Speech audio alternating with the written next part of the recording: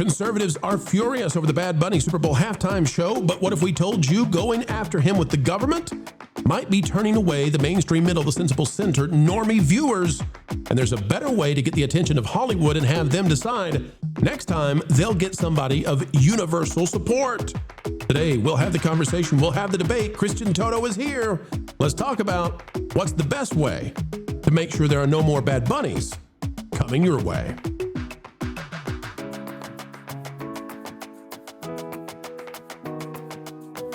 Hello, folks, and welcome back to the place that gives you a PhD level of understanding into what's really going on in the hallowed halls of Holly Weird.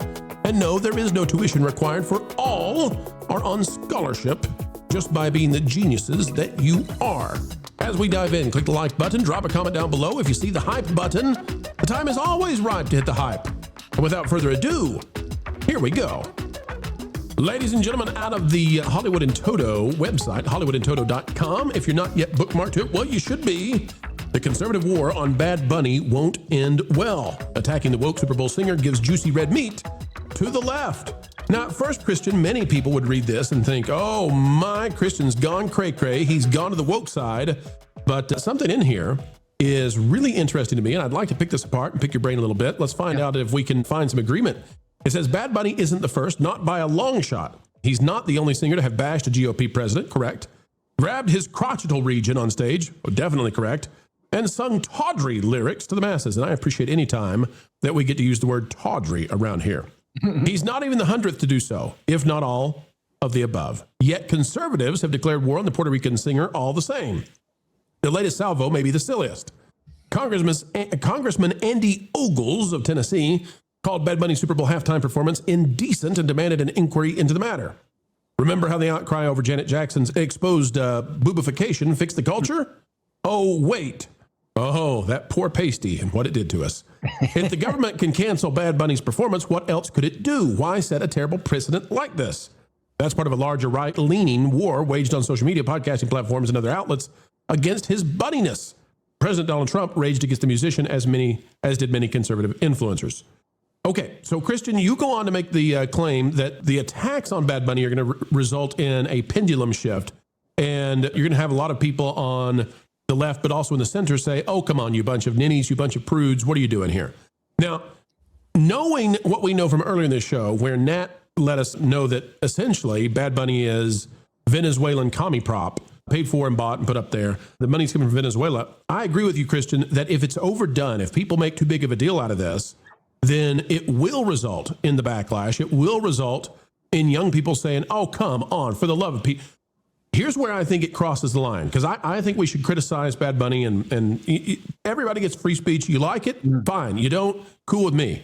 And where we've come down on, essentially on this channel, is that from a business standpoint, Samba TV, I think, is exactly right. There was a 38% drop in the halftime show. Once you strip out the crazy online numbers Nielsen added, you find out Samba and Nielsen seem to be lined up exactly the same.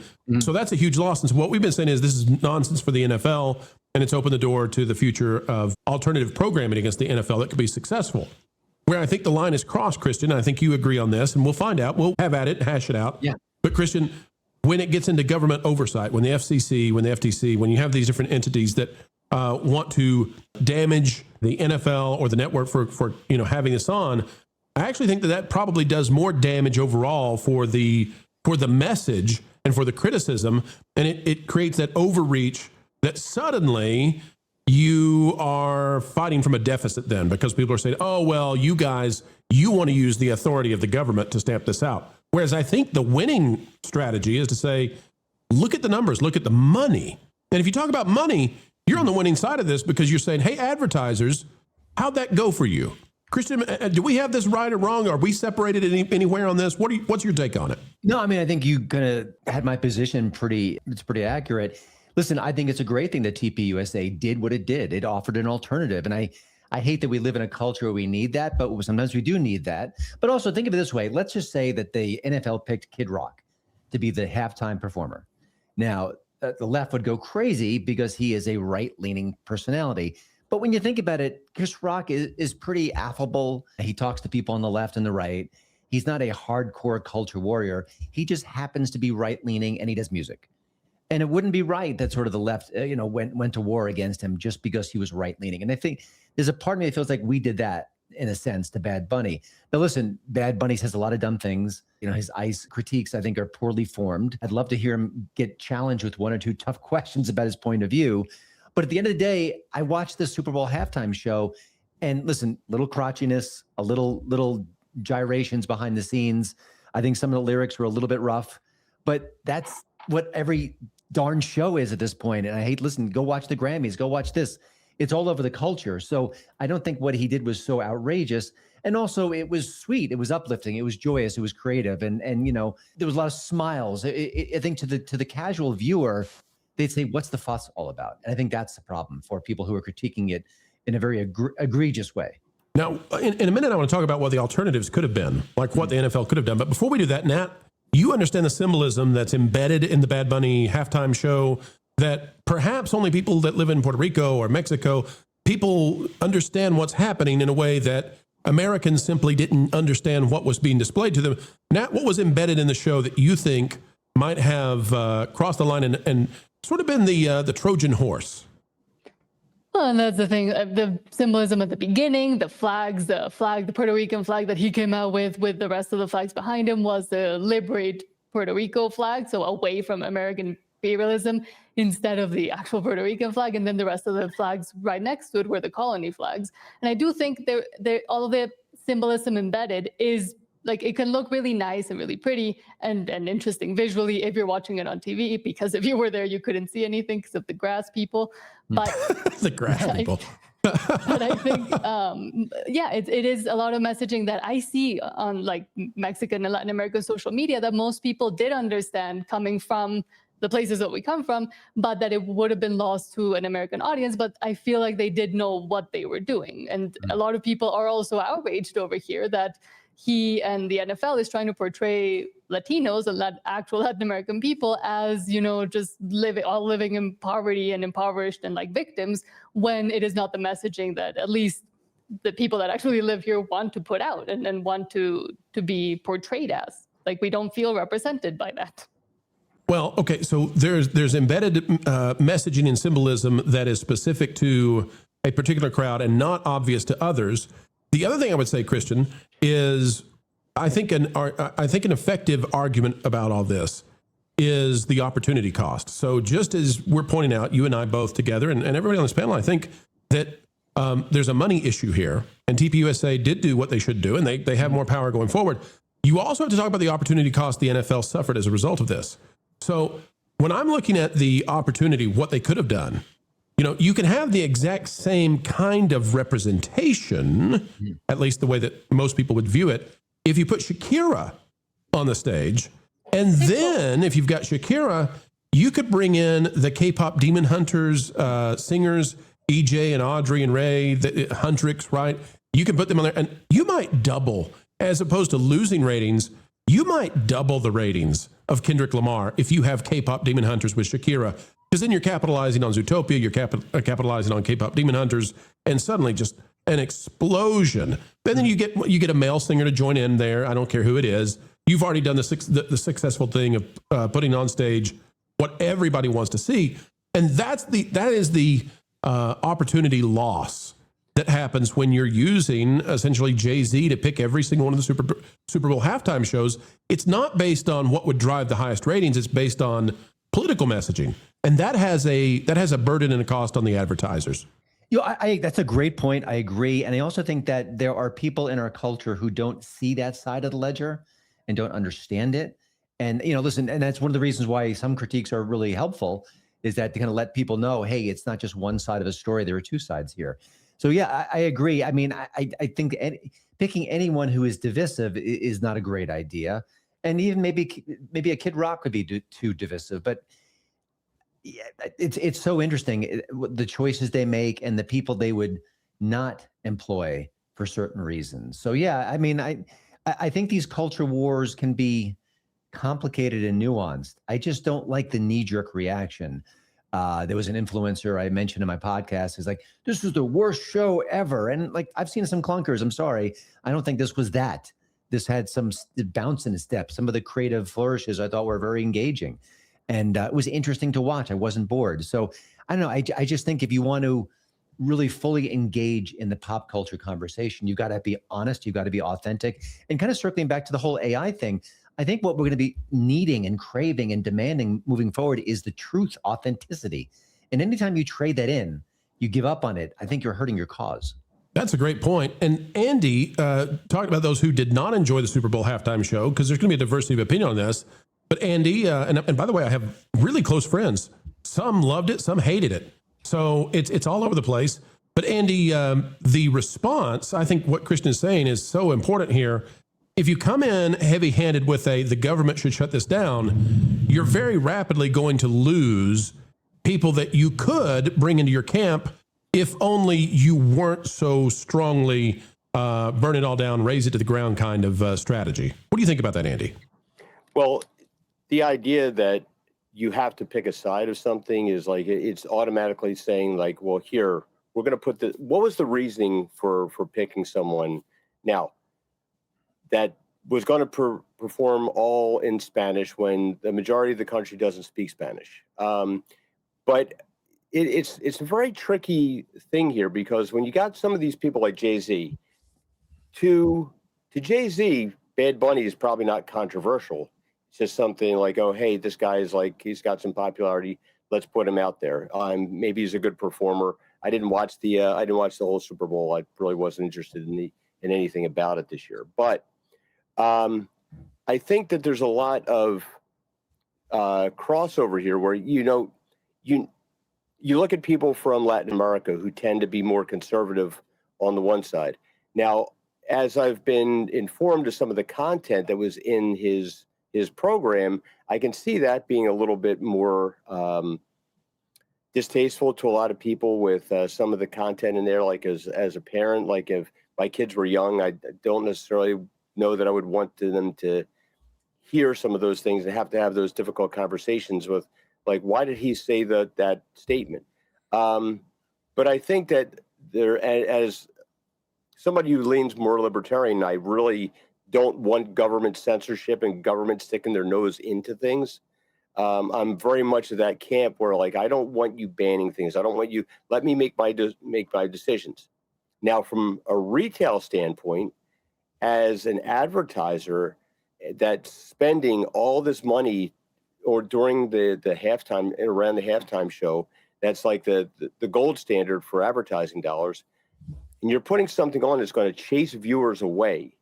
That's the real problem with this. I think it's not so much like you're going to get controversy whichever way you go these days. Like, I don't know what constitutes like a right-leaning guy or a left-leaning guy. If you look at all of Hollywood and all of entertainment, they all tend to be like, and look, I'm an artist. I know art programs in colleges. We tend, everybody tends to lean to the left. It's just you're empathetic, you're emotional, and you kind of gravitate towards those things. But you also have to find somewhere in there where it's like, it's not just what it used to be. Like that Overton window has shifted so much to the left. What used to be, I remember Ronald Reagan getting demonized and being right there with everybody. Oh yeah, it's, all of this. And then like pretty much the next election comes around and, there's Tipper Gore with who was the PMRC lady, and her husband is the Democratic candidate for president and she was all in charge of censorship. So you see this kind of like you bounce back and forth. I think Christian's right that you do risk alienating a lot of people because it makes it look like you're objecting to this person because he's of Latin descent or whatever and speaking Spanish. But really, if you look a little bit closer, is it the content?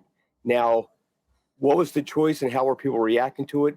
Nobody made that case. Nobody came out and said, here's why we're choosing this person. And I put that at Roger Goodell's feet. He should have came out and said, here's why we're putting this out there. Maybe we're trying to get football to reach out to more of a global audience that does speak Spanish. Mm-hmm. I think it's kind of silly because the soccer fans are never going to accept American football compared to their actual football. But if he were to come out and explain some of that, then we probably wouldn't have this. But I also think there's a lot of people that wanted the controversy and wanted to thrive on it. I think so too. And the point I take away from all this is we can win on the merits of the money. And that's what we talk about this channel so often, Ron, is the mainstream middle, the sensible center. That's where the money is made.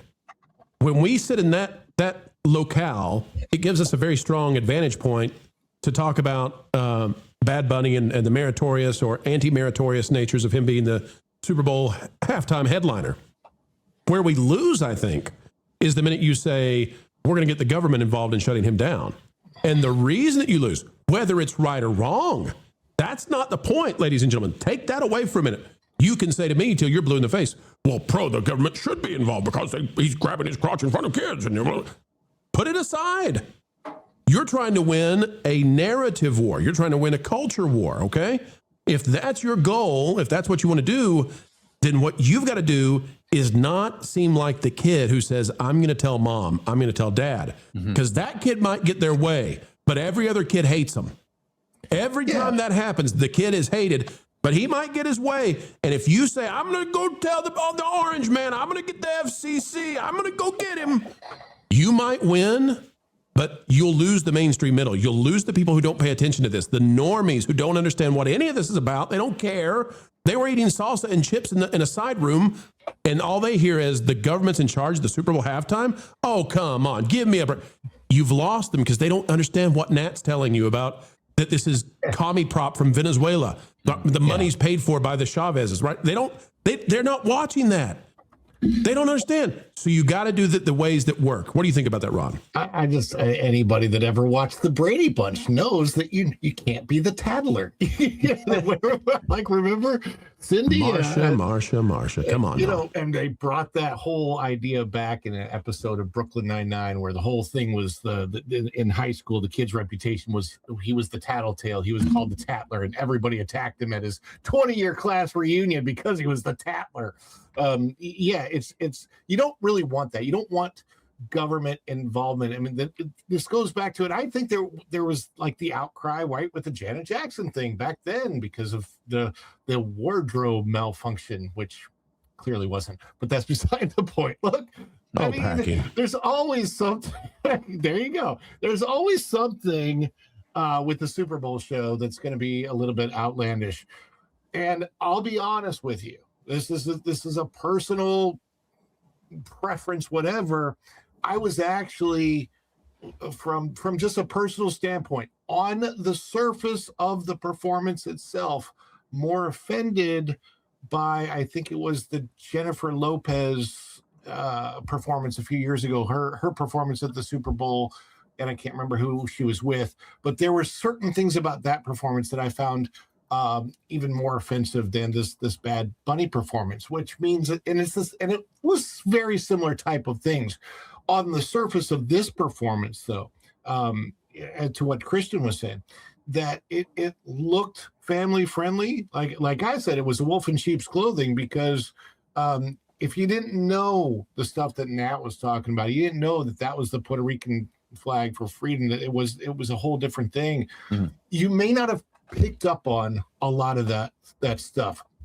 There was a lot of the messaging that when you go back and look at it, let's say that you go back to analyze this year's Super Bowl show, you're going to pick up on a lot more things than that you didn't necessarily see just by watching it the first time through and kind of snapping your fingers and going, okay. Like, and it wasn't just Bad Bunny. It was specifically the choices that they made in the production, in the set pieces, the EBT signs, all of those things that were in the background. With that, I think a lot of people would find, like, if you're saying this about my culture, isn't that kind of offensive? When you look at it that way.